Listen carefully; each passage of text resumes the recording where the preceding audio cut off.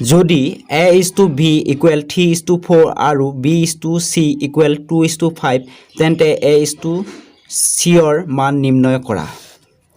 A মানটো যদি আমি 3 বুলি ধৰো আৰু B মানটো যদি আমি কি হয় 4 বুলি ধৰো। A মানটো আমি কিমান ধৰিছো 3, B মানটো কিমান ধৰিছো 4। B/C আমাক কি হয় দিয়া আছে কিমান 2/5। আমি B মানটো কিমান পাইছো 4 পাব লাগে। ইয়াত কিন্তু 2 দিয়া আছে। গতিকে আমি 2 এটা ইনটু কৰিলে নহবনে 2 * 2 গতিকে 5 ৰ লগতো 2 কৰিব লাগিব। কিটা ওপৰত কিমান হৈ গল এটো হৈ গল 4 তলত হৈ গল 10 মানে কি B মান 4 C মান 10 গতিকে A/C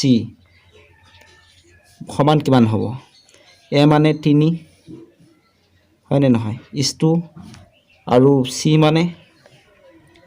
মানে 10 এটো হয় নে নহয় গতিকে কারেক্ট অপশন কি হ'ব B হ'ব। এটা ইয়াতে ঠিক তেনে দৰে কৰিব লাগে।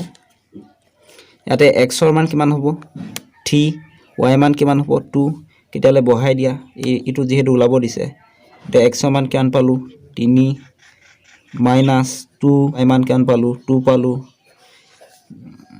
ইছটো x ৰ মান কিমান পালো 3 পালো y মান কিমান পালো 2 পালো কিটা হলে কি 12 minus 4 ইছটো এই দুটা প্লাস কৰিলে 5 মানে কিমান হ'ব 8 is to 5 কাৰেক্ট অপশন কি হ'ব A হ'ব হবনে